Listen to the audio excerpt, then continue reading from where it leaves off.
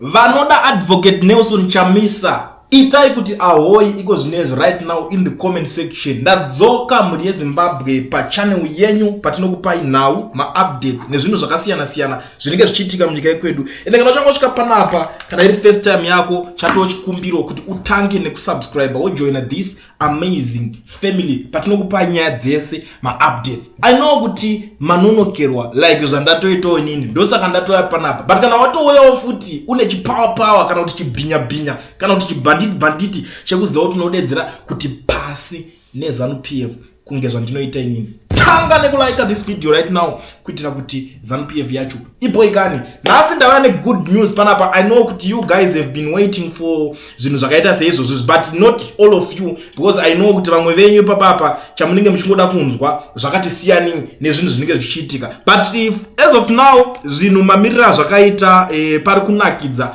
to be very honest with you, ndiri kusangana nenyaya yamuma streets panapa.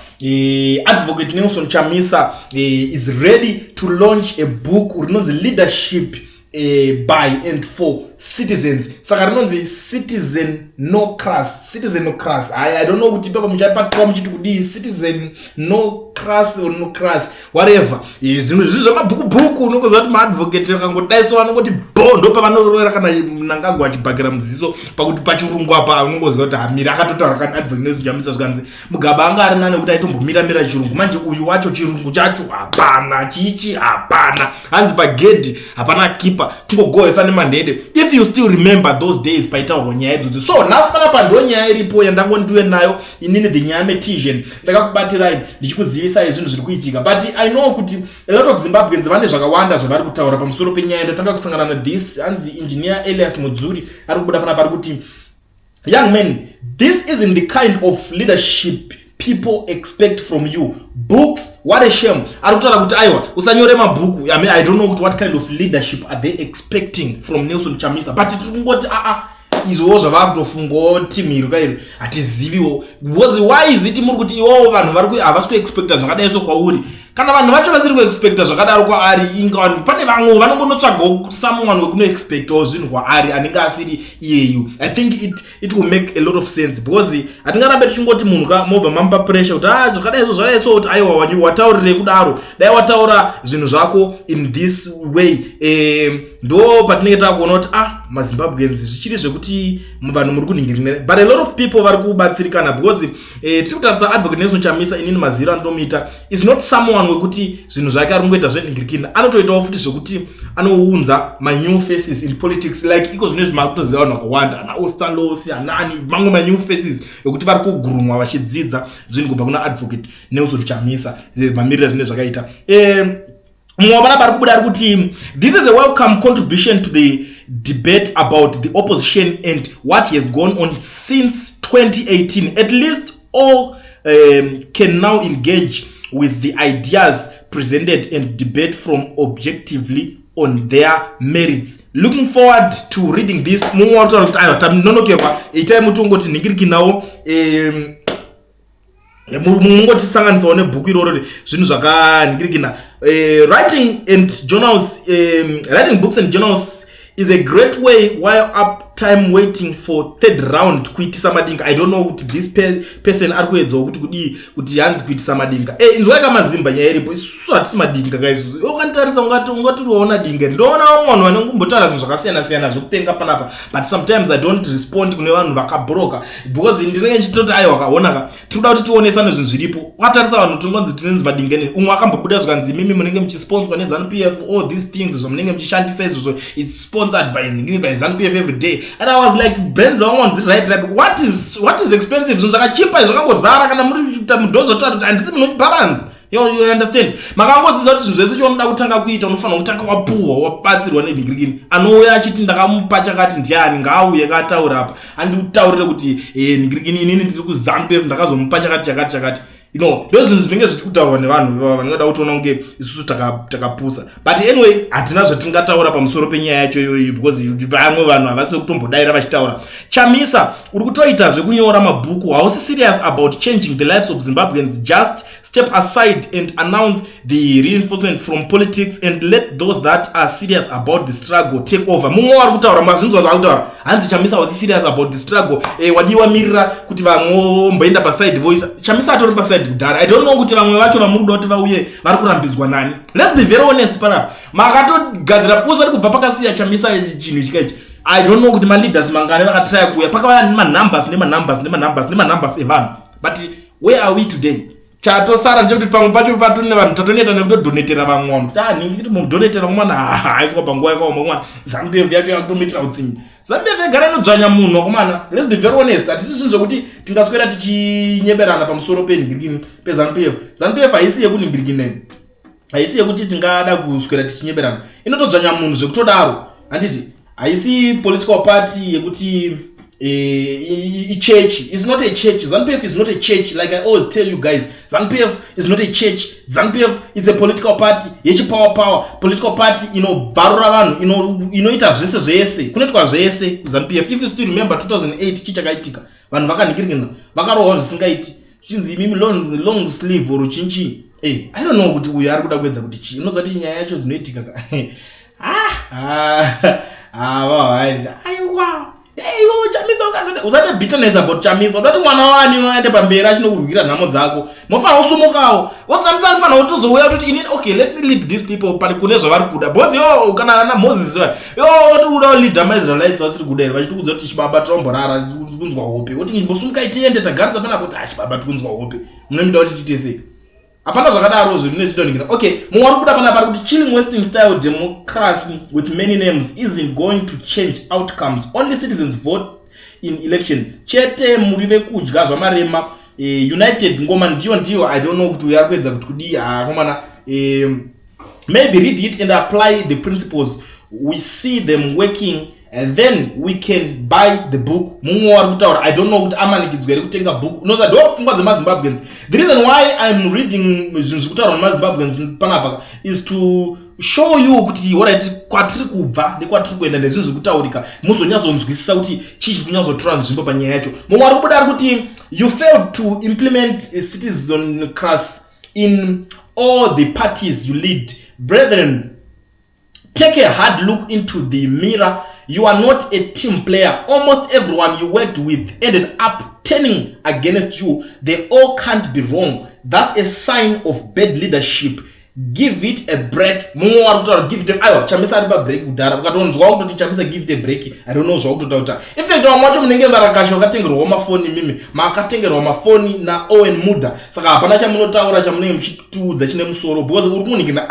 Andirambe kune vanhu vanoita inonzi chi criticism. Handiti tinodawo vanhu vanoita but constructive criticism inotobvumidzwa in politics. I remember panapa ndakabuda ndichitocriticize vamwana vamunotoda. Most of the times I criticize people but kwete criticism yekuda kuparadza munhu but criticism yekuti iri constructive ndo yatinogara tichase tichitaura tichiningirina panapa. Saka hazvisi zvinhu zvokuti mimi mungaswera muchida unoswera kunocriticize munhu zvokuda kumuningirikana muchitomuti siya zvori kuita izvozvo. That's not criticism.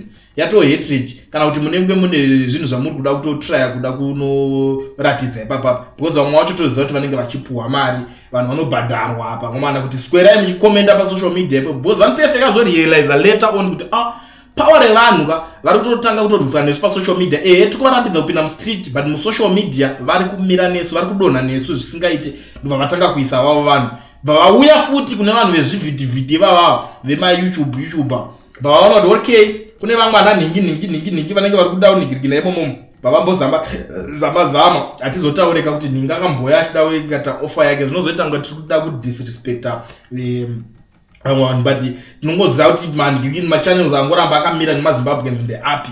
Ndosaka vamwe vari kushamisika kuti how come kuti tazosvika pakuita this big pakuita all these numbers all these followers. Aiwa it's because of maZimbabweans vari kuda kunyatsonzwisisa vari kunyatsoda pavanoona kuti aiwa apa patiri kushandidzana tese kwete kuti munhu unotanga uri kushandira hurumende yeZANU-PF hurumende isina kana sendi isingabhadhare madokta mari inotenga isingabhadhare masoja mari inotenga. So there is no way paungashandira hurumende yakatobroka zvayo kudhara. It doesn't make sense. Frankly speaking, I'm now thinking Chamisa works for ZANU-PF. This guy is just there to block progress. He knows people loves him and he is planning kutitambisira mavotes. Plan chaiyo apa hapana, chinongozikanwa iBhayibheri zvimwe zvese dololo. I used to love this guy. I don't know kuti uyo point yake arikuedza kutaura kuti arikutanzi uyo arikungoda arikubelieve kuti anoshandiswa nenhiki.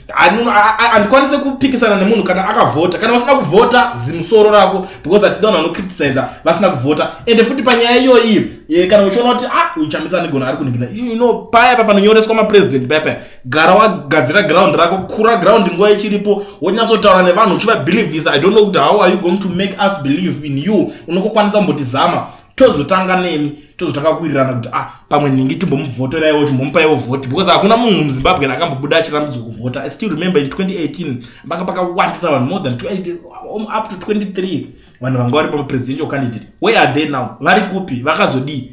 So why are you pointing fingers on Chamisa? It doesn't make sense. Ngatite zvinhu zvinenge zvinomake sense, kwete ngoswera muchingocriticize zvimwe zvinhu zvisina nedirection. Tichakadaro ichocho, hey, this guy aripo pakuda iso haana chaari kukanganisa kuita. He's just a presidential candidate anenge akutopindawo kuti afaitire zvaari kubhiliva into. Kana usingazvibhilive unovhotera unoda wobva waita plan dzako azvirambidzwe. But I don't know kuti why muri kuvhunduka manje mukangoona abudikira hana dzenyu dzakutorowa makutoverenga rice. I can't wait to read about everything that went down after the election, as well as other details of successful and impactful political career. I know you are a great communicator and you don't leave people wondering where leadership expected to speak. My president mumwe ari kubuda ari kutaura ari kusimbisa pane nyaya iyoyi yatiri kusangana nayo yatiri kutaura iyoyi yebhuku iripoyo. Good theory comes from practice, real life examples. Democracy, government by the people, citizens for the people, citizens, but isn't working well. Elections are costly mess. How is a citizen crust different? What book isn't full of Chamisa chete crust sprinkled with ambiguity? Mashoko mamwe ari kubvawo kune mumwe muZimbabwe. What I know chandikuziva pana muje kuti bhuku iri richatengwa zvisingaite, ende bhuku iro richatoverengwa kuZANU-PF headquarters, ndoko richatotanga kutengwa, ndo anenge atori mabuyers ekutanga. But aiwa, no everyone is allowed to buy the book. Even vari muZANU-PF vacho vamwe vanotovhotera futi Chamisa saka toti bhuku ngariende rifambe. Zvokuzoti chizvimwe zvikukomentwa nonsense. My brother, people in Zimbabwe are now hard workers and faithful people. What they need is the truth and action. If you are part of the system, be open. If you are not, be open. All answers will relieve the people of Zimbabwe. You are the hope of the opposition. Your union with government should be open. Mashoko ari kubva kune mumwe aivatipindure. Tuna vamwe vanhu kuti unondo ari kuningirina, but kune munhu wokuti anobvunza unoona kuti kune mamwe anenge ari genuine questions. Kubvunza kuna kushata, kubvunza leader. I think toda kubvisa kaunhu kuti vanhu vanotya kubvunza leaders avo. But it's very important kuti vanhu vangoningirina, but I try by all means kuti munge muchinzwisisawo zvinhu zviri kutaurwawo nevamwe maZimbabwean about nyaya iyoyi. Saka tirikungoti bhuku riri kuuya manje munhu wese anenge achinakirwa kuZANU-PF headquarters. I believe richatengwa zvakanyanya because vanenge vachida kuverenga mastrategies ake anoningirikina anenge achizotaura ipapa. Vamwe vari kuti varada kutenga bhuku because varada kunzwa kuti chii chakaitika since 2018 up to kubva election ya 2018 neelection ra 2023 up to now, kuti zvakanyatsofamba sei after election, chii chanyatsoitika ipapa. But I believe it's all about leaders, but everyone is a leader. That's what I believe, because iwewe ukaita leader uri mumba mako uchanokurudzira mukadzi wako kuvhota, anatsano vako nanatezvara ameno nevamwe vanenge vachikudyira mari yako, unokwanisa kunge uchiita se uchizonovasimbisa. Muri yeZimbabwe ndo nyaya iri panapa, ndangondipfurene panapa regedza ndikubva ndangoti bo. Kana uri muSouth Africa uchida kuregistrwa company yako, bva wavhurwa FNB business account, bata education research yana Mukoma Owen, vanozvigona ishasha. Vanokuregistrira company hazvina basa kuti hauna work permit kana study permit. Chinongodiwa ipapo ivalid passport, wakutoregistrwa company, wakutokwanisawo kuti watone zvako zvinana sales number chichichi bla bla bla. Vanokuitira unosati it's a lot, but contact him on the numbers that are showing on the screen. Haungazoswera uchinetsekana kaiwo kuti unoswera uchikumbira account dzevanhu kuti ndokumbira kuisirwa mari maaccount. Zvava zvinhu zvekudhara zvezve. Iko zvinezvi vane skillful ravari kurova maskillful manyama. You know, this big company yakazvipira kuti ndoda kuenda kuzonobatsira maZimbabweans kuti vakwanise kunge vachibudirira pazvinhu zvavo zvavari kuita. So contact him on the numbers that are showing on the screen. Vanokuitirai inyanzvi. Kana ndatoti shasha ndiye ndatotaura. The Nyame Tijen, I rest my case.